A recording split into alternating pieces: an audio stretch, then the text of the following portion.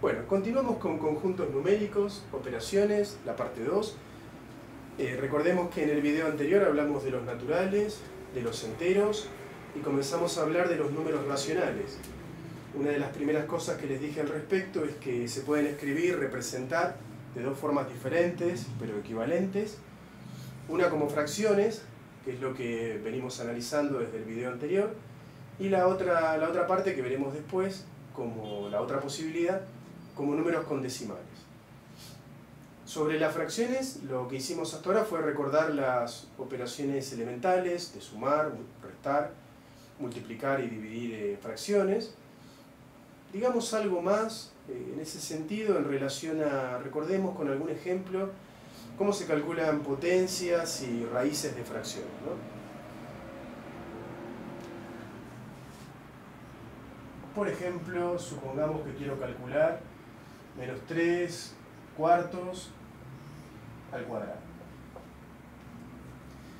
Cuando elevo una fracción a una potencia, lo que tengo que hacer es elevar tanto el numerador como el denominador a dicha potencia. Simplemente eso.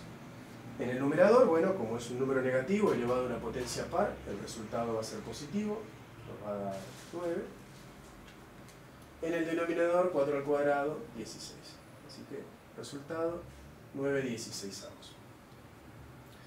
De forma similar, si quisiéramos calcular una raíz, como por ejemplo raíz cúbica de 27 125, tendríamos que hacer la raíz cúbica de 27 por un lado y la raíz cúbica del denominador 125 por otro lado. Así que esto nos daría 3 en el numerador, 5 en el denominador. Bien, eso para recordar rápidamente cómo se calculan potencias y cómo se calculan raíces de fracciones. En este punto podría servirnos para despejar dudas, para recordar un poco más, para repasar un poco más operaciones y propiedades, hacer algún cálculo combinado que involucre fracciones. Consideremos, por ejemplo, el siguiente cálculo. Ustedes pueden intentar hacerlo por su cuenta si quieren y van pausando el video a ver si les da lo mismo. Supongamos que quiero resolver lo siguiente.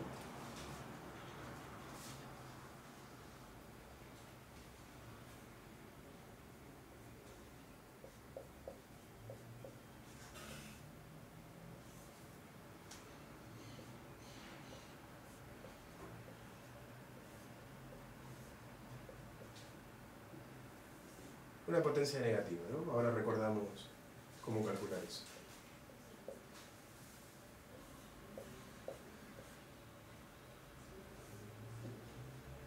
Acá estoy elevando a potencia 0, también ahora recordamos qué pasaba en ese caso. Bueno, vamos desarrollando esto. Tenemos que hacerlo en el orden que nos van marcando los paréntesis.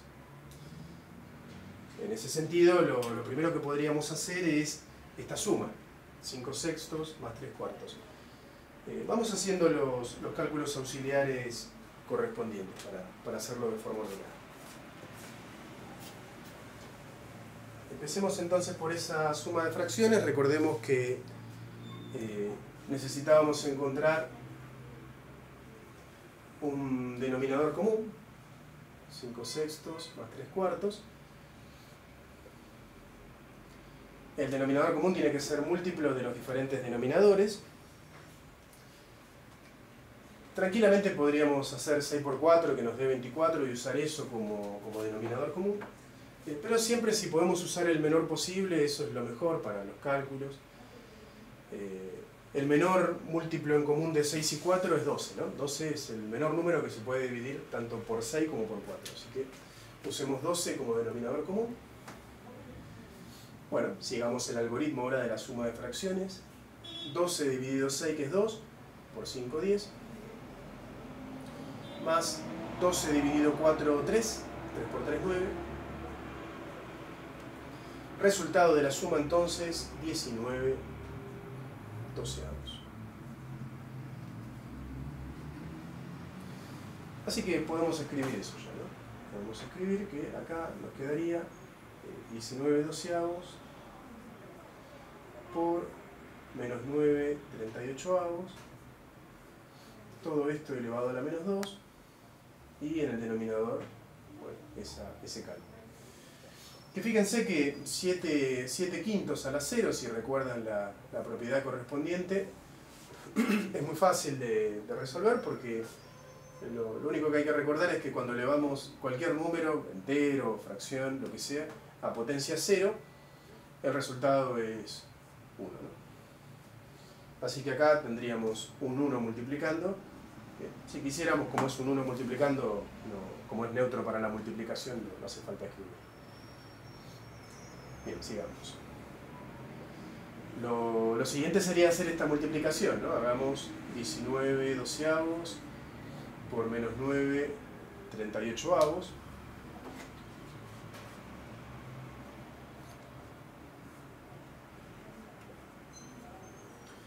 Bien, dijimos que hacemos numerador por numerador y denominador por denominador, haciendo previamente las simplificaciones posibles. 12 y menos 9 son ambos múltiplos de 3, así que podemos dividir por 3. Acá nos queda 4, acá nos queda menos 3. 19 y 38 puede ser un poquito más difícil de verlo, pero los dos son múltiplos de 19, porque 38 es 19 por 2. Así que podemos simplificar dividiendo por 19. Nos queda eso. Ya no hay más simplificaciones posibles, así que multiplicamos en los numeradores, nos da menos 3. Multiplicamos los denominadores, 8. Así que acá arriba podemos escribirlo en el siguiente paso. Como resultado de esa multiplicación tenemos menos 3 octavos, y esto lo estamos elevando a la menos 2. Y a eso lo dividimos por 8 27avos. Bueno, recordemos ahora cómo elevamos una potencia negativa. ¿Qué pasa cuando elevamos una potencia negativa? Menos 3 octavos a la menos 2. Bueno, lo primero que hay que recordar es que cuando tenemos una potencia negativa tenemos que invertir aquello que estamos elevando a la potencia, esta fracción en este caso, para que cambie el signo de la potencia. O sea, menos 3 octavos deberíamos invertirlo, nos queda menos 8 tercios. Recuerden que en una fracción es indistinto si colocamos el menos arriba, abajo o adelante de la fracción.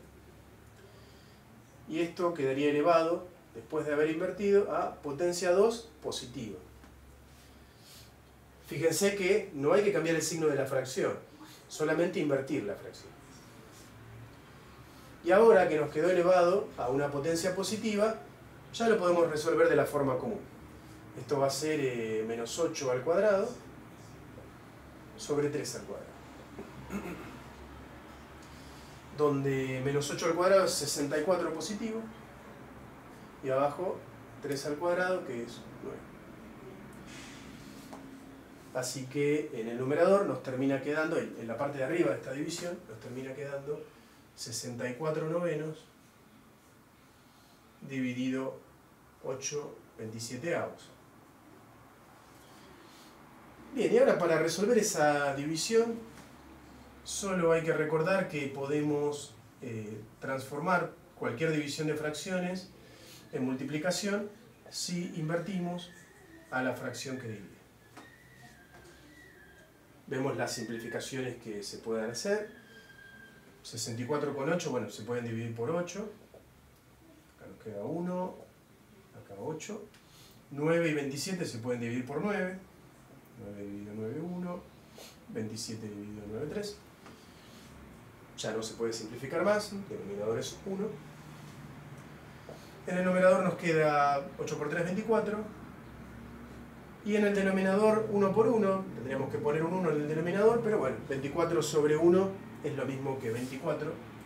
Así que este sería el resultado del cálculo combinado, 24. Bueno, eso espero que les sirva para repasar o afianzar alguna cuestión sobre la cual pudieran tener alguna duda. Igual, por supuesto, de ser necesario, después vamos viendo más cálculos vamos despejando las dudas que haya. Bueno, por ahora dejamos acá el tema de las operaciones con fracciones. Algo más que podría ser, como ven, el tema de las fracciones tiene mucho para decir, porque más que nada por el carácter antiintuitivo que tienen muchas de las cosas que hacemos con fracciones. Justamente en ese sentido, algo que suele generar confusión, que puede generar confusión, es el tema del orden de las fracciones. Recordemos la cuestión del orden. En particular, con respecto al orden, vieron que cuando hablamos de naturales y enteros, ahí les comenté que eran conjuntos discretos, en el sentido de que cualquier número entero o cualquier número natural podemos identificar sin dificultad cuál es el número que le sigue y cuál es el anterior.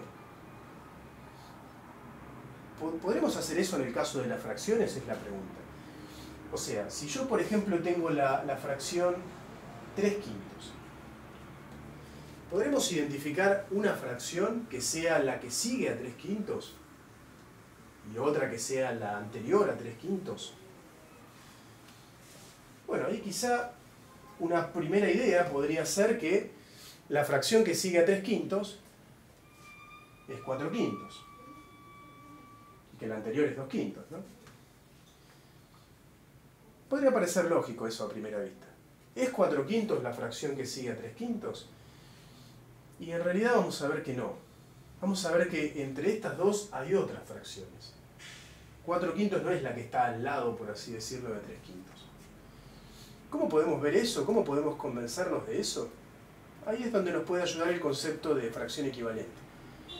Fíjense que podríamos tomar 3/5 y multiplicar tanto su numerador como su denominador por 2 para obtener una fracción equivalente, ¿no?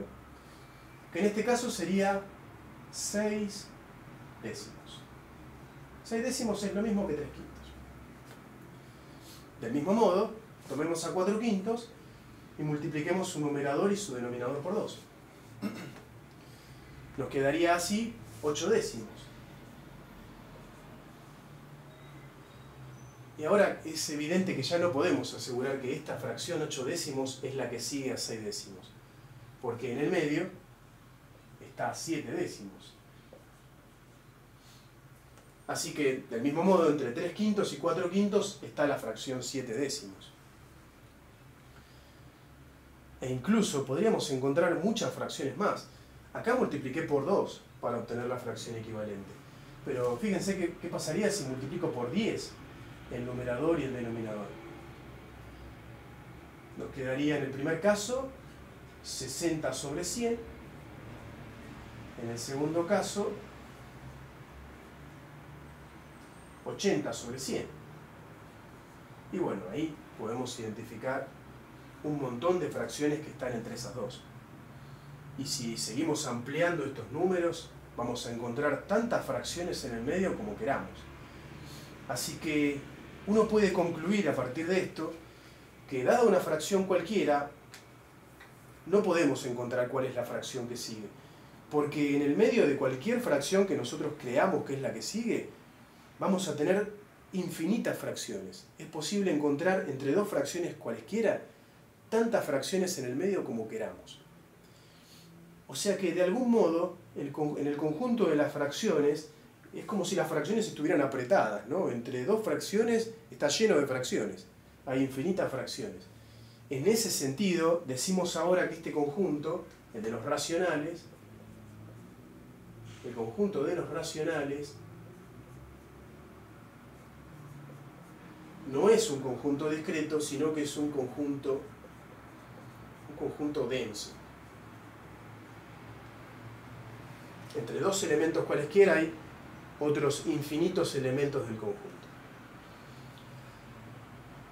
Bien, eso en cuanto a cuestiones generales referidas a las fracciones. Hablemos ahora sí un poco de la otra representación posible de los racionales, que es los números con decimales, ¿no? Entonces,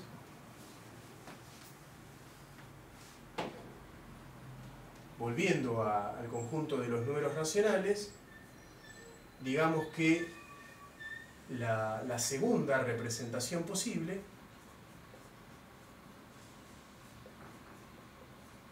este conjunto es a través de los números con decimales. Una aclaración, en realidad no cualquier número con decimales. Tienen que ser números que tengan una cantidad finita de decimales, o sea, que no sean infinitos decimales, o si son infinitos, tienen que ser periódicos.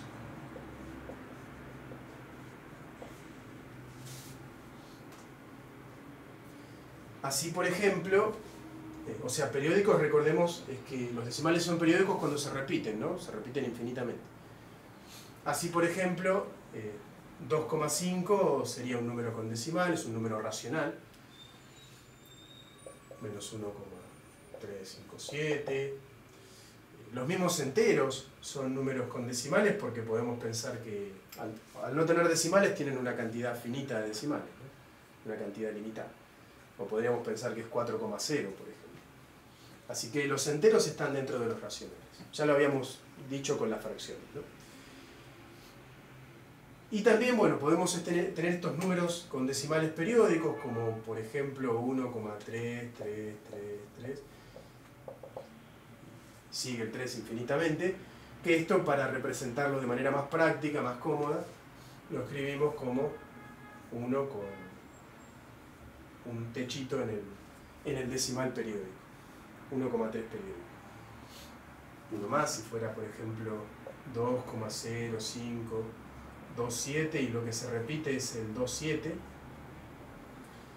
esto lo podríamos representar como 2,0527 con 27 bajo el techo, que nos indica que es la parte periódica. Bien, entonces, esa es la otra forma posible de representar a los números racionales. En muchos sentidos es una forma más práctica, ¿no? Salvo tal vez cuando nos aparecen números periódicos. Recordemos que es sencillo pasar de fracción a decimal. El pasaje de fracción a decimal, por ejemplo, un cuarto, lo hacemos simplemente dividiendo el numerador por el denominador. Por ejemplo, en el caso de un cuarto, nos daría 0,25. O, por ejemplo, 2 tercios, donde si hacemos 2 dividido 3, acá surgen decimales periódicos, porque esto nos da 0,6 periódicos.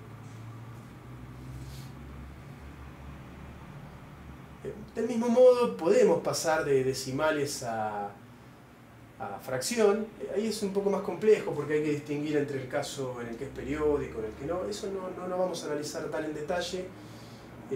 Simplemente recordemos el caso básico, que es cuando tengo un número con decimales, por ejemplo 2,37, y lo quiero pasar a fracción. Lo que hago es escribir en el numerador el mismo número, sin la coma, y en el denominador un 1, y tantos ceros como decimales tenía, ¿no? Tenía 2 decimales, bueno, entonces 2 ceros. Así que al número decimal 2,37 le corresponde la fracción 237 centésimos. Bien, esto en cuanto a los números racionales. En este caso, las posibilidades que nos dan para operaciones, para representación de situaciones de la vida real, las fracciones, es mucho más amplia. Pero aún así siguen habiendo algunas limitaciones. Así, por ejemplo, si uno calcula la raíz cuadrada de 2, esto no nos da como resultado un número racional. Nos da un número con decimales, 1,41, pero los decimales siguen infinitamente sin tener un patrón, sin ser periódicos. Así que, como ven, hay operaciones cuyo resultado no se puede representar con números racionales. También tenemos algunos números célebres que son irracionales, que tienen infinitos decimales y no son periódicos, como es el caso de pi. ¿Sí? Recordemos 3,1, 4, 1, 5, 9, y los decimales siguen infinitamente. O como el número e, que es base de las exponenciales, ¿no? La base más famosa de las exponenciales. Ese también es un número que no es racional. Entonces, esto nos lleva a hablar del siguiente conjunto posible de números dentro de los reales, que es el conjunto de los irracionales. Entonces tenemos a los números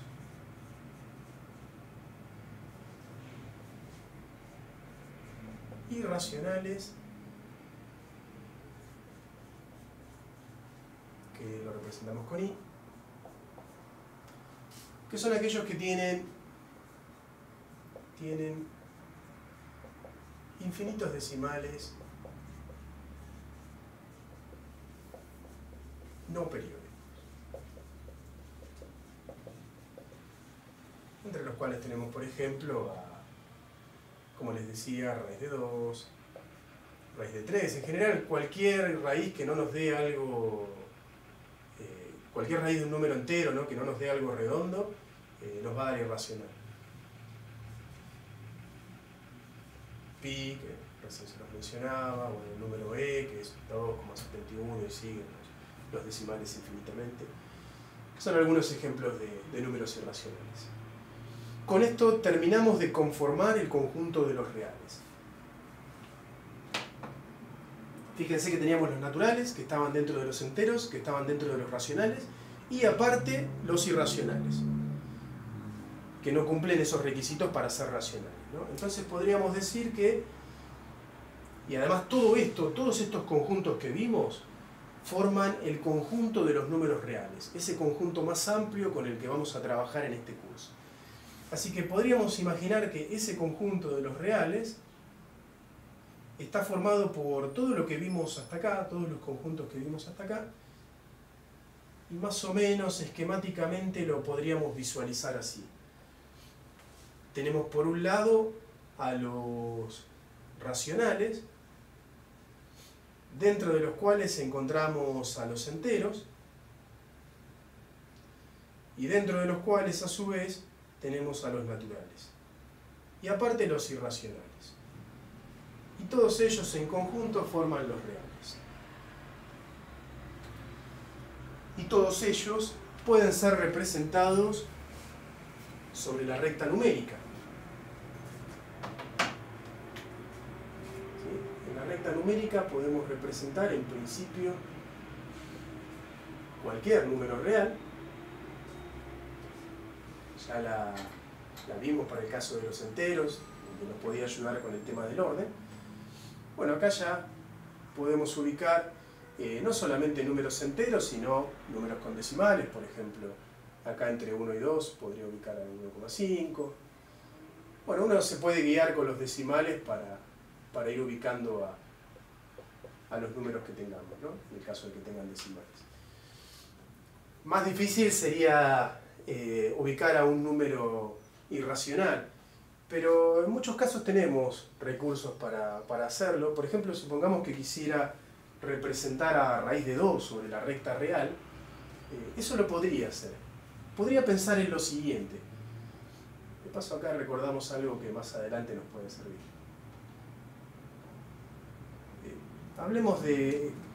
Recordemos brevemente, acá nos va a servir para esto el teorema de Pitágoras. ¿Se acuerdan que cuando tenemos un triángulo rectángulo, la hipotenusa, que es este lado en su medida, se puede obtener a partir de la medida de los otros dos lados, que son lo que llamamos los catetos, los que forman el ángulo recto? Tenemos esta fórmula, ¿no? Y fíjense que particularmente, si tuviéramos un triángulo rectángulo con catetos que miden 1, los dos miden 1, y quisiéramos determinar la medida de la hipotenusa, bueno, sabríamos que la hipotenusa al cuadrado es 1 al cuadrado más 1 al cuadrado.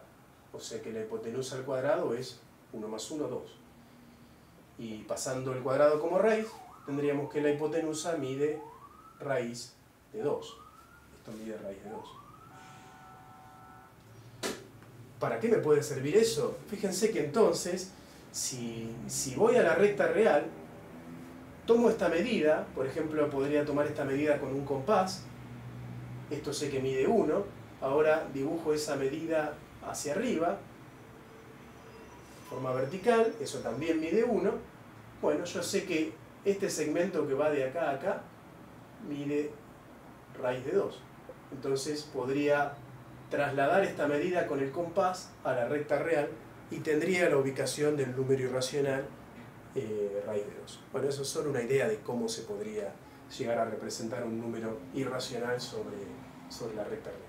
Bueno, con esto terminamos nuestra revisión general sobre conjuntos numéricos y operaciones. Por supuesto, en la medida que lo vayamos necesitando, a partir de las dudas que pueda haber, iremos revisando estos conceptos, pero por ahora dejamos acá y a continuación, siguiendo en la unidad 1, hablaremos de operaciones entre conjuntos. Bueno, por ahora dejamos acá.